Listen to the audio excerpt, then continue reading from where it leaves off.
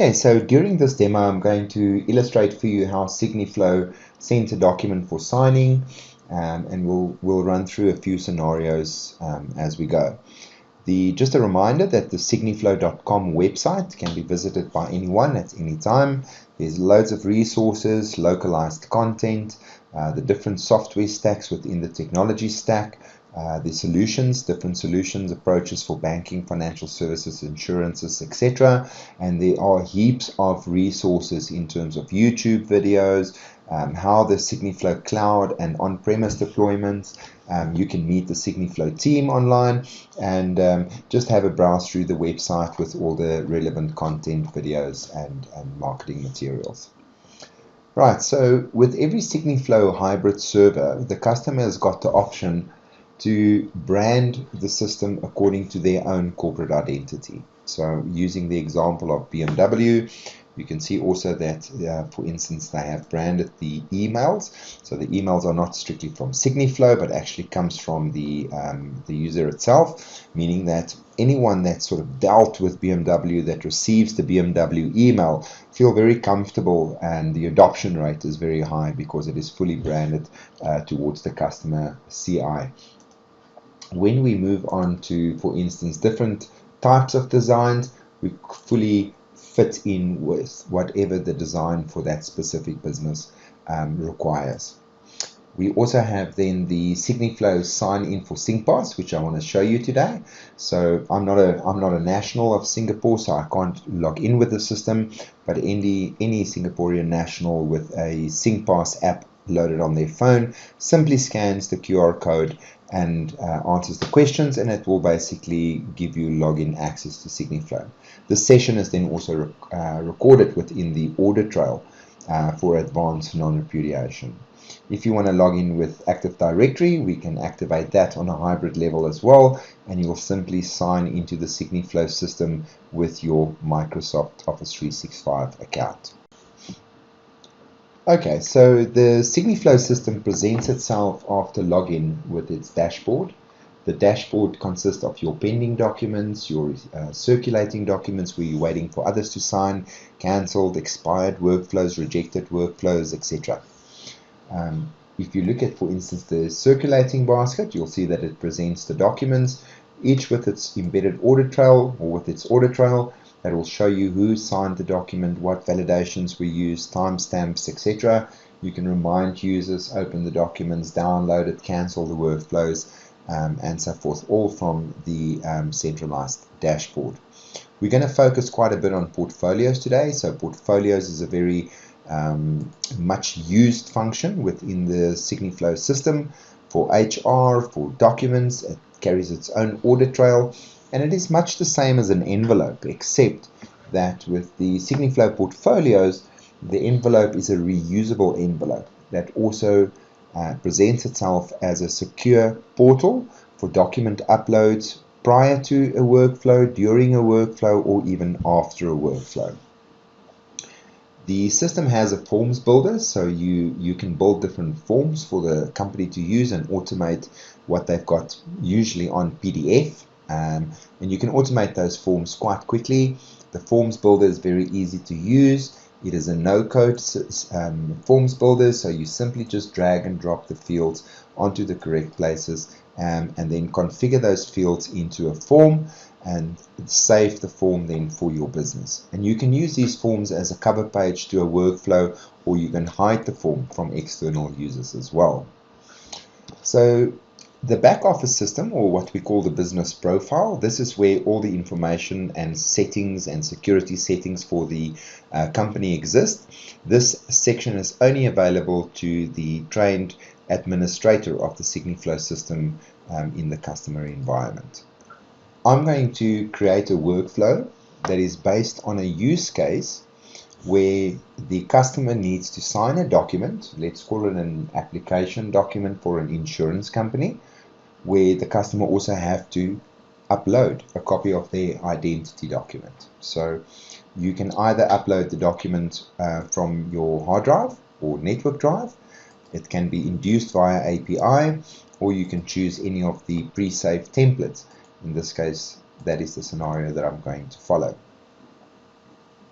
Right, so the document is uploaded, as you can see, little demo agreement, and I'm going to create a new portfolio for this document. So let's call it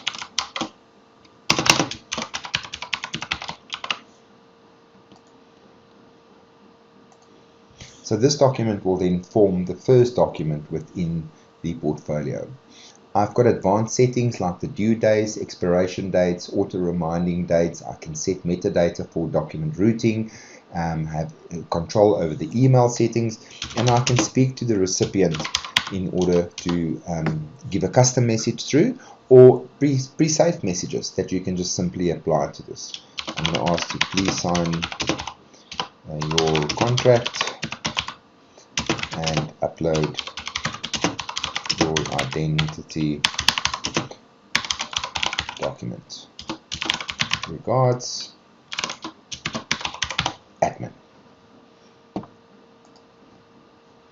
Right, so the workflow engine does sequential workflow, parallel workflow, group signing, where a certain amount of users out of a group have to sign the document. We cater for face-to-face signing, approvers of workflows in between signers, or a combination of all of these within one workflow. To add someone to a workflow, you simply click, add the information, and add them to the workflow. Once you're done, you can save this workflow to a template, which I've already done for the specific one, and you'll see that I've got 2 signers that needs to sign this document. I load the template and proceed to the document preparation tool. Right, so within the document preparation tool, which we call Doc Prepper, you'll see on the right hand side is where your configuration sits. This is signer 1, signer 2, and you can now overlay any of these form fields onto the document by simply choosing the user and choosing what they need to do. For instance, sign. Date, text fields, mandatory text fields, date fields, name fields, initialing, face-to-face signers, drop-down menus, etc. Once you're done, you can simply save the template, and you can reapply that template next time should you use the same document. So that I can do, and I'm simply loading this document, which has some tick boxes, drop-down fields, mandatory fields, signature fields, etc., and then approve a signer on page 2. I now want to share this portfolio with the recipient user, Joe Soap. I'm going to ask him to contribute at the point of signing, and I need to specify what type of document do I require.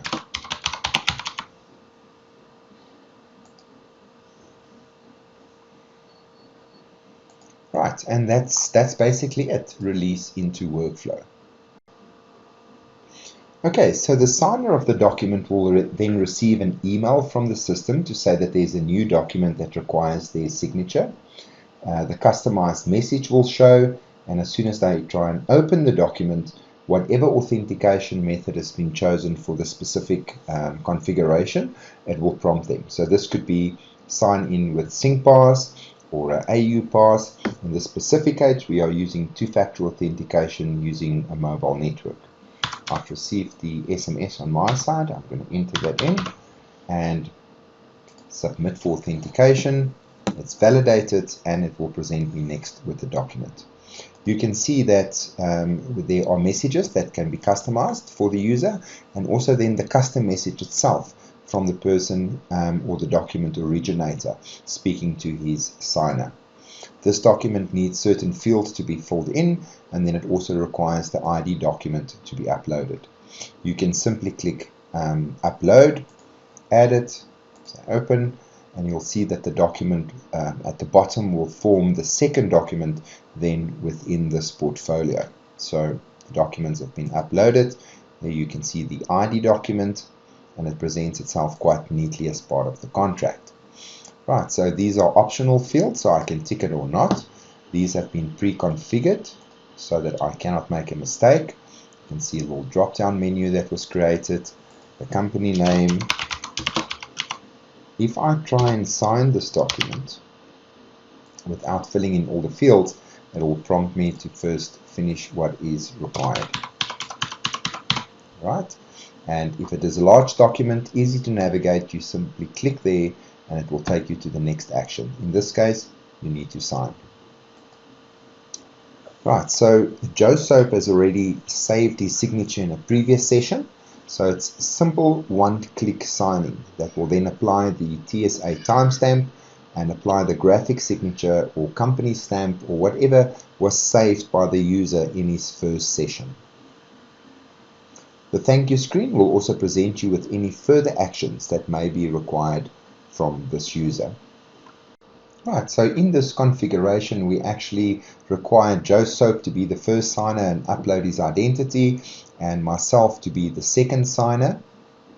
So I'm going to log in, and you'll see that within my pending basket or via email, I can now access this document and finalize signing. To quickly show you the simplicity of setting up your profile or your signature, you can simply edit your signature over here.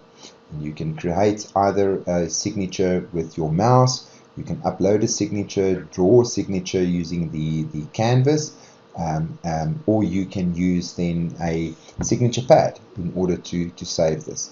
Some customers also prefer to just use straightforward font signatures, which is perfectly fine. No further action is required in order to create your cryptographic signature. This is merely an electronic layer within the cryptographic signature itself.